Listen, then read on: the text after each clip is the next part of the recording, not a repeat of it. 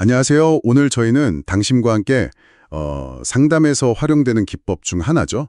직면하기에 대해서 좀 깊이 이야기 나눠보려고 합니다. 네, 안녕하세요. 이게 때로는 좀 불편하게 느껴질 수도 있지만 사람의 성장을 돕는 아주 강력한 도구라고 하더라고요. 맞습니다. 그래서 오늘 전문가님 모시고 이 직면하기가 정확히 뭔지 또 왜 중요한지 한번 제대로 파헤쳐 보겠습니다. 시작하기 전에 그 제임스 볼드윈의 말이 생각나네요. 직면한다고 모든 것이 변하는 것은 아니지만 직면 없이는 아무것도 변할 수 없다. 아, 정말 적절한 인용이네요. 그렇죠. 자, 그럼 먼저 상담 원리에 따르면요. 이 직면하기라는 게 정확히 어떤 의미인가요? 우리가 보통 생각하는 그 직면이랑은 좀 다를 것 같다는 생각이 드는데요. 네, 맞아요. 일상에서 쓰는 직면과는 상당히 거리가 있죠. 상담에서의 직면하기는 뭐랄까, 비난하거나 공격하는 것과는 전혀 달라요. 아, 비난이 아니다. 네, 오히려 내담자가 스스로는 잘 알아차리지 못하거나 어쩌면 좀 피하고 있을 수도 있는 그런 생각, 감정, 또 행동, 이런 것들 사이에 어떤 모순이나 불일치가 있을 때요. 네네. 그걸 상담자가 옆에서 관찰하고 있다가 아주 공감적이면서도 부드럽게 다시 한번 되짚어주는 그런 과정이라고 할 수 있습니다. 아하, 그러니까 뭔가 잘못됐다고 지적하는 게 아니라 혹시 이런 부분도 있지 않으세요? 하고 거울처럼 보여주는 느낌이군요. 정확합니다, 마치. 내담자가 입으로는 괜찮아요 하는데 눈에는 눈물이 그렁그렁할 때요. 네, 그럴 때 있죠. 그때 괜찮다고 말씀하셨지만 제가 보기엔 눈시울이 좀 붉어지셨어요. 혹시 지금 어떤 감정이 느껴지시나요? 이렇게 말과 행동의 불일치를 살짝 비춰주는 거죠. 아, 네네. 이해가 되네요. 이 핵심은요, 내담자 스스로 자신의 상태를 더 명확하게 자각하고 또 그걸 더 깊이 탐색하도록 돕는 데 있는 겁니다. 그냥 알려주는 게 아니라 스스로 보게끔. 그렇죠. 이건 절대 내담자와 맞서는 게 아니에요. 오히려 내담자와 함께 나아가면서 더 명료해지고 새로운 가능성을 찾아가는 그런 협력적인 과정인 거죠. 아, 듣고 보니 정말 섬세한 접근이 필요한 기술이네요. 이게 말은 쉬워도 실제로는 어려울 것 같은데요. 네, 맞습니다. 상당한 훈련과 경험이 필요하죠. 그런데 이렇게 내담자가 어쩌면 좀 피하고 싶어 할 수도 있는 부분을 이렇게 조심스럽게 다루는 것이 상담에서 왜 그렇게 중요하고 또 어떤 치료적인 효과가 있는 걸까요? 직면하기는 내담자의 성장을 촉진하는 아주 결정적인 힘을 가집니다. 중요한 효과가 몇 가지 있는데요. 네, 어떤 것들이 있을까요? 첫째로는 자기 자각, 셀프 어웨어네스, 이걸 크게 증진시켜요. 자기 자각이요? 네, 자기도 모르게 계속 회피해왔던 어떤 진짜 감정이나 생각, 아니면 반복되는 행동 패턴 같은 거요. 그걸 깨닫게 되는 거죠. 이게 문제 해결과 통찰에 정말 중요한 출발점이 됩니다. 아, 아하! 하는 순간. 내가 왜 그랬는지 알게 되는 거, 그게 중요하군요. 바로 그거죠. 그리고 둘째는 상담이 좀 이렇게 정체 상태에 빠졌을 때. 네, 그럴 때도 있죠. 맴도는 느낌. 네. 뭔가 표면적인 이야기만 계속 반복될 때 이 직면을 통해서 다시 문제의 핵심으로 주의를 확 이끌 수가 있어요. 돌파구를 마련해 주는 거죠. 아, 상담의 물꼬를 트는 거네요? 그렇죠. 그리고 셋째로는 행동 변화를 유도합니다. 자신의 모순이나 불일치를 딱 직시하게 되면 내담자는 기존의 생각이나 행동 방식을 다시 한번 평가하게 되거든요. 그러면서 좀 더 긍정적인 변화를 스스로 모색하게 되는 거죠. 네네. 알게 되면 바꾸고 싶어지니까요. 맞아요. 그리고 마지막으로 그동안 억눌러왔던 감정을 좀 표출하고 그걸 새롭게 재구조화해서 심리적인 고통을 해소하는 데도 도움을 줄 수 있습니다. 와, 정말 다양한 효과가 있네요. 자기 이해부터 행동 변화, 감정 해소까지. 네. 그런데 물론 이 기법이 강력한 만큼 정말 신중해야 해요. 흔히들 공감이 따뜻한 솜이불 같다면 직면은 날카로운 칼에 비유하기도 하거든요. 아, 칼이요. 그만큼 조심해야 한다는 거군요. 그렇습니다. 함부로 사용하면 오히려 상처를 줄 수 있으니까요. 그래서 상담자와 내담자 사이에 충분한 신뢰관계, 즉 라포가 잘 형성되어 있고 또 내담자가 이걸 받아들일 준비가 되었을 때 그때 아주 조심스럽게 사용해야 합니다. 타이밍이 중요하죠. 그렇군요. 그러니까 직면하기는 단순히 지적하는 게 아니라 정말 깊은 신뢰를 바탕으로 내담자 스스로 자기 모습을 더 명확히 볼 수 있도록 돕는 거울이면서 동시에 성장의 문을 여는 열쇠 같은 역할을 하는 거네요. 네, 정확히 보셨습니다. 결국 진정한 변화라는 것이 그게 내 안의 문제든 아니면 다른 사람과의 관계 문제든 때로는 마주하기 불편한 진실을 용기 내서 바라보는 것에서 시작되는 경우가 많다는 걸 보여주죠. 네. 상담에서 직면이라고 하면 뭔가 좀 단호하게 들릴 수도 있을 것 같은데요. 실제로는 좀 다양한 방식으로 쓰인다고요. 상담 원리에 따르면 어떤 유형들이 있을까요? 네, 맞아요. 그 직면이라는 단어 때문에 좀 오해가 있을 수도 있는데요. 실제 상담 현장에서는 내담자의 성장을 돕기 위해 굉장히 섬세하게 사용되는 기법이거든요. 상담 원리에 따라 몇 가지 주요 유형으로 나눠볼 수 있어요. 첫째로는 방어 기제에 대한 직면이 있습니다. 방어 기제요? 네. 그러니까 예전에 자기를 보호하려고 썼던 어떤 생각이나 행동 방식 있잖아요. 그게 이제 더는 필요 없거나 오히려 현재 상황에 좀 걸림돌이 될 때 그걸 알아차리도록 돕는 거예요. 아, 예를 들면 어릴 때 뭐 회피하는 습관이 생겼는데 그게 성인이 되어서 관계 맺는데 계속 어려움을 준다거나 할 때요. 그 연결고리를 같이 보면서 혹시 예전에 그 방식이 지금은 좀 다르게 작용하는 것 같지 않으세요? 뭐 이렇게 접근하는 거죠. 그러니까 과거에는 유용했을지 몰라도 지금은 아닐 수 있다는 걸 깨닫게 해주는 거군요. 흥미로운데요? 그럼 또 다른 유형은 어떤 게 있을까요? 불일치나 모순에 대한 직면도 아주 중요해요. 불일치나 모순요? 네. 내담자가 하는 말과 실제 감정 혹은 말과 행동이 좀 다를 때가 있잖아요. 네네. 그럴 때 그 차이점을 부드럽게 짚어주는 거예요. 이게 때로는 뭐랄까 개인이 느끼는 양가 감정? 그러니까 좀 상반된 마음이 같이 있을 때 나타나기도 하거든요. 예를 들면 괜찮다고 말은 하는데 표정은 막 슬퍼 보인다거나 맞아요. 바로 그런 거죠. 아니면 목표는 세웠다고 하는데 실제 행동은 전혀 딴판일 때. 네, 그것도 좋은 예시네요. 가령 괜찮아요 라고 하시는데 목소리가 좀 떨리거나 눈시울이 붉어오실 때 괜찮다고 말씀하셨지만 지금 표정에서는 좀 슬픔 같은 게 느껴지네요. 이런 식으로요. 네. 또 말씀하신 것처럼 시험 잘 보고 싶어요 하면서 실제로는 공부 시간을 거의 안 내고 친구들하고만 시간을 보낸다면 목표와 실제 행동 사이에 좀 간극이 있어 보이는데 이 부분은 어떻게 생각하세요? 라고 질문해 볼 수 있죠. 그렇군요. 아니면 전혀 화 안 났어요 라고 말하는데 자기도 모르게 막 주먹을 꽉 쥐고 있다거나 다리를 떨고 있다면요. 네. 그럴 땐 말씀은 그렇게 하시지만 몸질에서는 좀 긴장감이 느껴지는데 혹시 표현하지 못한 감정이 남아있을까요? 이렇게 물어보면서 좀 더 깊이 탐색하도록 도울 수 있어요. 와, 단순히 말만 듣는 게 아니라 비언어적인 신호까지 다 같이 보는 거군요. 그렇죠. 몸짓이나 표정, 목소리 톤 같은 것도 중요한 정보가 되니까요. 네. 또 다른 유형도 있나요?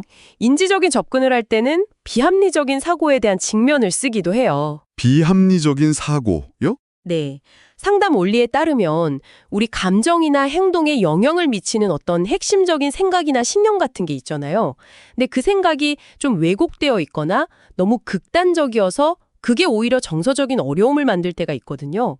그럴 때 그 생각 패턴을 같이 파악하고 이런 생각이 현재 어려움에 어떤 영향을 주고 있을까요? 하고 같이 들여다보는 방식이에요. 그렇군요. 방어 기제, 불일치, 그리고 비합리적인 생각까지 정말 다양한 측면에서 직면이 이루어지는 거네요. 그럼 이런 직면 기법들은 주로 어떤 상황에서 사용하는 게 효과적일까요? 직면이 도움이 되는 상황들이 몇 가지 있는데요. 앞서 말씀드린 것처럼 내담자의 말이나 행동에서 뭔가 모순이 계속 보일 때 상당히 유용하고요. 네.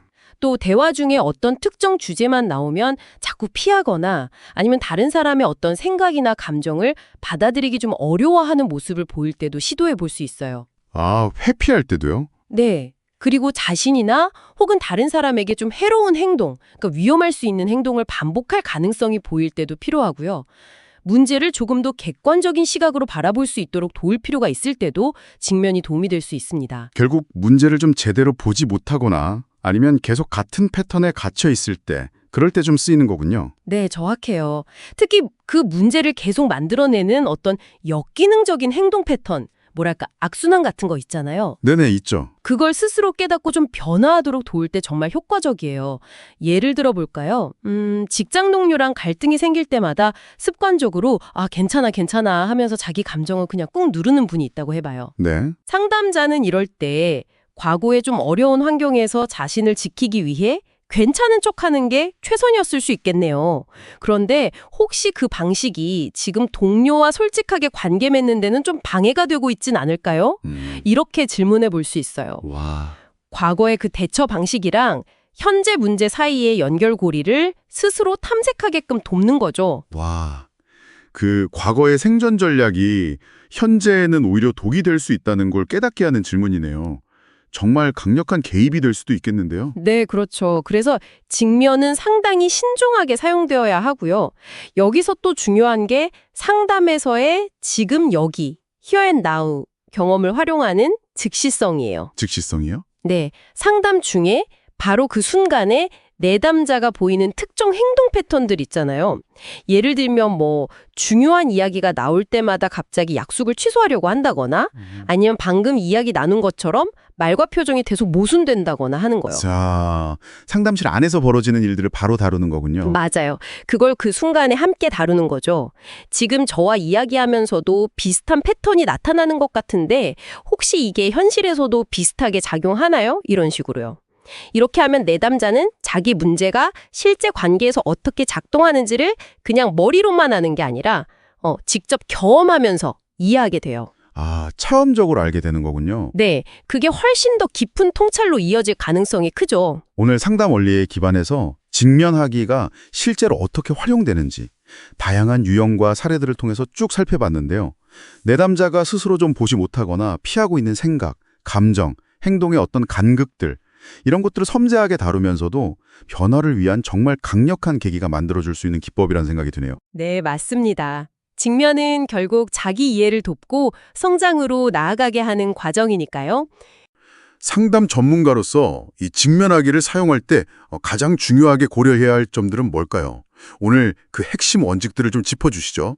말씀하신 것처럼 직면하기는 잘 쓰면 정말 큰 도움이 될 수 있어요. 하지만 이게 조심하지 않으면 관계를 해치거나 오히려 내담자분께 상처를 줄 수도 있어서 매우 신중해야 합니다. 심중해야 한다. 네. 상담 원리에 의하면 가장 먼저 그리고 어떻게 보면 가장 중요하게 봐야 할 것이 상담자와 내담자 사이의 관계, 그러니까 그 라포라고 하죠. 그 관계의 깊이입니다. 라포요. 신뢰관계 말씀이시군요. 맞아요. 서로에 대한 깊은 신뢰, 그리고 정서 달인 유대감 같은 거요. 이게 정말 단단하게 자리를 잡고 있어야 해요. 그래야만 직면이 어떤 비난 있는 공격이 아니라 의미 있는 성찰의 기회로 받아들여질 수 있거든요. 하긴 뭐랄까 친구한테 좀 듣기 어려운 조언을 할 때도 그 친구랑 얼마나 친한지가 중요하잖아요. 그런 거랑 비슷하겠네요. 네, 아주 정확한 비유세요. 충분한 공감이 쌓여야 10번 공감해야 겨우 한 번 직면할 기회를 얻는다 이런 말도 있을 정도니까요. 10번 공감에 한 번 직면이요. 와, 그만큼 관계가 중요하군요. 네. 그리고 그 다음으로 중요한 건 내담자분께서 지금 그 직면을 받아들일 준비가 되셨는지 이걸 파악하는 거예요. 내담자의 준비 상태. 네. 현재 그분의 정서적인 안정감이 어느 정도인지, 또 자기 자신에 대해 얼마나 솔직하게 이야기할 수 있는지, 그런 자기 개방 수준, 그리고 문제에 대한 인식 정도나 성숙도 같은 것들을 좀 면밀히 봐야 해요.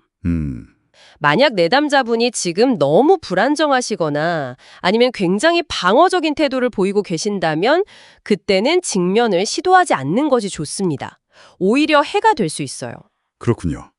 그러니까 상담자가 이때다 싶어서 하는 게 아니라 철저히 내담자가 이걸 감당할 수 있는지 그 수용성을 먼저 가늠해야 한다는 거네요. 맞습니다. 핵심이에요.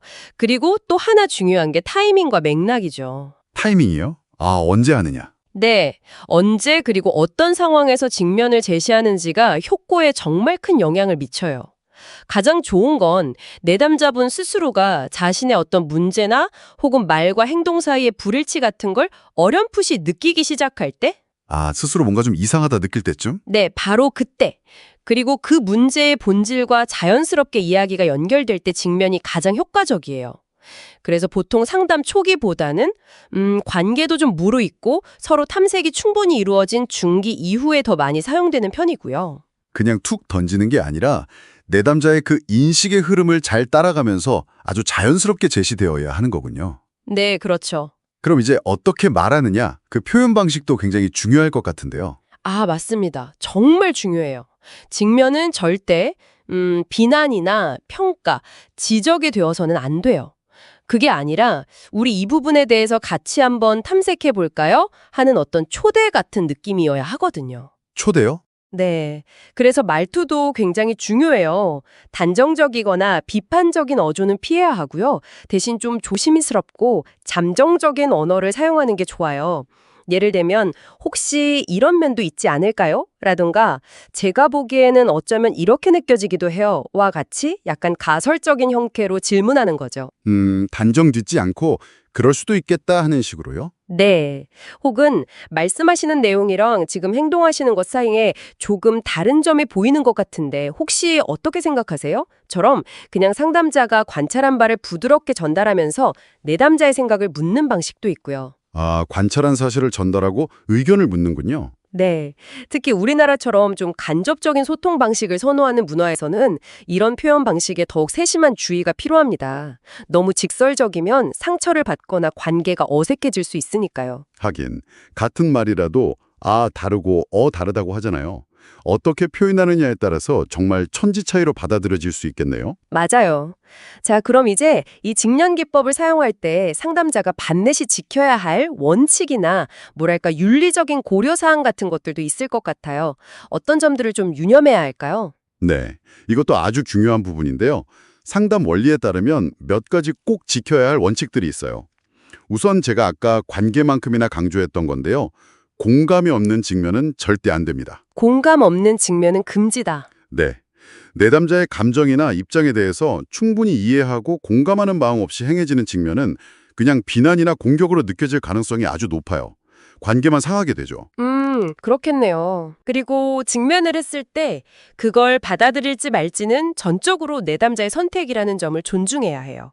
상담자가 이걸 꼭 받아들여야 해요 라면서 결과를 강요하거나 압박해서는 절대 안 됩니다. 수용 여부는 내담자의 몫이다. 그렇죠. 내담자의 자율성을 존중하고 무엇보다 내담자에게 해를 끼치지 않아야 하는 그 안전의 원칙, 무해성의 원칙을 가장 최우선으로 생각해야 합니다. 상담자의 의도가 아무리 좋아도 결과적으로 내담자에게 해가 될 수 있다는 걸 늘 경계해야 한다는 말씀이시군요. 네, 맞아요. 또 내담자의 문화적 배경을 반드시 고려해야 해요. 어떤 문화권에서는 좀 더 직접적인 소통이 괜찮을 수 있지만 또 어떤 문화권에서는 직설적인 표현이 굉장히 무례하거나 위협적으로 받아들여질 수 있거든요. 문화적 차이도 고려해야 하고요. 네, 그래서 그 문화적 감수성을 가지고 접근하는 게 중요하고요. 그리고 이건 정말 근본적인 건데 직면은 오로지 내담자의 성장과 변화를 돕기 위한 도구여야 해요. 이게 상담자 자신의 어떤 답답함이나 좌절감을 해소하기 위한 수단이 되거나 혹은 내담자 앞에서 권위를 내세우려는 방식으로 사용되어서는 절대 안 됩니다. 상담자 자신의 이슈가 개입되면 안 된다. 네, 그러려면 상담자 스스로가 자신의 감정이나 미해결된 문제 같은 것들이 상담 과정, 특히 직면 상황에 영향을 미치지 않도록 끊임없이 자기를 돌아보고 성찰하는 과정이 필수적입니다. 상담자 자신의 동기와 상태를 계속 점검하는 자기 성찰이 정말 중요하겠군요. 네. 그럼 직면을 하고 난 후에 내담자가 보일 수 있는 여러 반응들이 있을 텐데 거기에 대처하는 것도 중요할 것 같아요. 물론입니다. 직면 후에 내담자분이 좀 당황하시거나 불안해하시는 모습을 보일 수 있어요. 그럴 때는 그 감정을 충분히 다루어주고 지지해주는 것이 필요해요. 개방형 질문 같은 걸로 생각을 좀 더 탐색하도록 돕거나 아니면 많이 당황스러우셨군요처럼 감정을 읽어주면서 함께 머물러주는 거죠. 불안감을 잘 다독여주는 거군요. 그렇죠. 또 만약에 좀 방어적인 반응을 보이신다면 그때는 잠시 멈추는 게 좋아요. 왜 저항하시는지, 그 이면에 어떤 감정이 있는지 이해하려는 그런 수용적인 태도가 필요하고요. 밀어붙이면 안 돼요. 방어적인 반응에는 잠시 멈추고 수용하는 자세가 필요하다. 네. 그럼 지금부터 이 직면하기가 실제 상담에서 어떻게 활용되는지 한번 구체적인 사례들을 통해서 좀 더 들어가 보시죠. 아마 들으시는 여러분도 하는 그런 순간이 있으실 것 같아요. 자, 첫 번째 사례인데요. 상담 원리에 따르면 말하는 내용하고 비언어적인 표현, 그러니까 표정이나 몸짓 같은 게 좀 다를 때, 이럴 때 직면을 사용할 수 있다고요. 예를 들면 내담자가 막 저는 진짜 괜찮아요 이렇게 말은 하는데 눈에는 눈물이 막 글썽인다거나 뭐 그런 상황이겠죠. 네, 아주 대표적인 상황이죠. 그럴 때 상담자는 그 불일치를 아주 조심스럽게 다뤄야 하는데요. 상담 원리에서는 보통 이렇게 접근합니다. 괜찮다고 말씀을 하시는데 제가 보기에는 지금 눈물도 좀 나시고 표정도 많이 힘들어 보이세요. 아, 직접적으로 이렇게. 네. 그러면서 이제 질문을 던지는 거죠. 혹시 이 두 가지 모습이 어떻게 같이 있을 수 있는지 한번 이야기 나눠볼 수 있을까요? 이런 식으로요. 그냥 뭐 울지 마세요. 이게 아니네요. 그렇죠. 그게 아니라 그 차이 자체에 주목하게 하는 거예요. 이건 이제 내담자가 자신도 모르게 억누르고 있거나 아니면 미처 알아차리지 못했던 감정, 그걸 스스로 인식하도록 돕는 감정 직면이라고 할 수 있고요. 아, 감정 직면. 네. 동시에 말과 실제 상태 사이의 그 차이, 즉 모순을 보게 하니까 모순 직면이기도 한 거죠. 아하. 그 불일치 자체를 그냥 대화의 주제로 가져오는 거군요. 내담자 스스로 내가 왜 이러지? 하고 생각할 기회를 주는 거네요. 맞아요. 그게 핵심입니다. 이런 방식 말고 또 다른 흥미로운 사례가 있을까요, 혹시?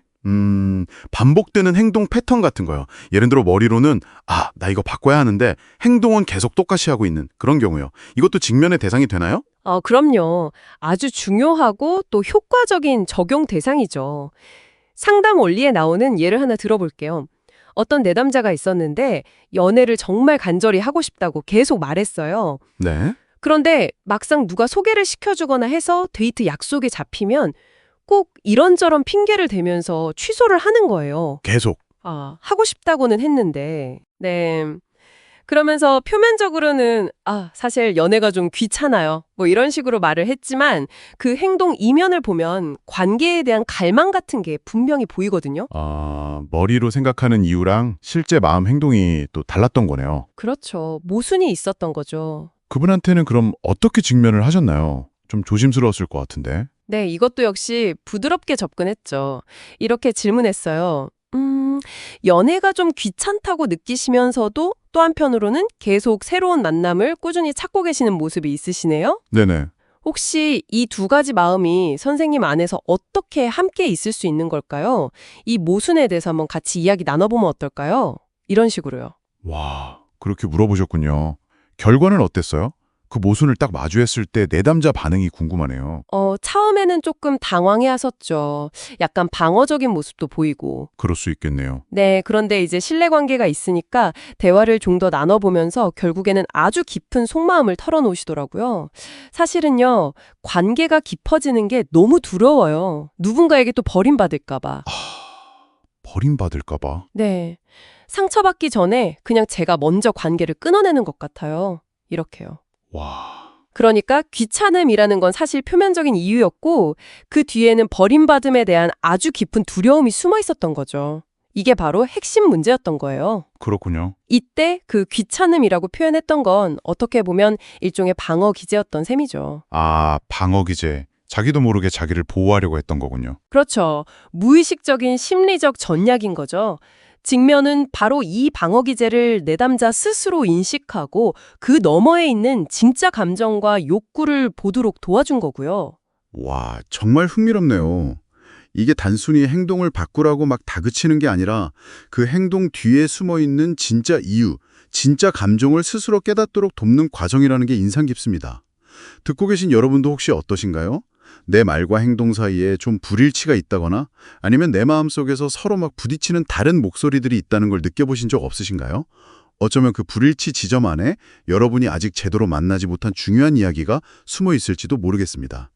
네, 오늘 이렇게 상담 기법, 직면하기가 실제 사례에서 얼마나 섬세하고 또 강력하게 적용될 수 있는지 전문가 선생님과 이야기 나눠봤습니다.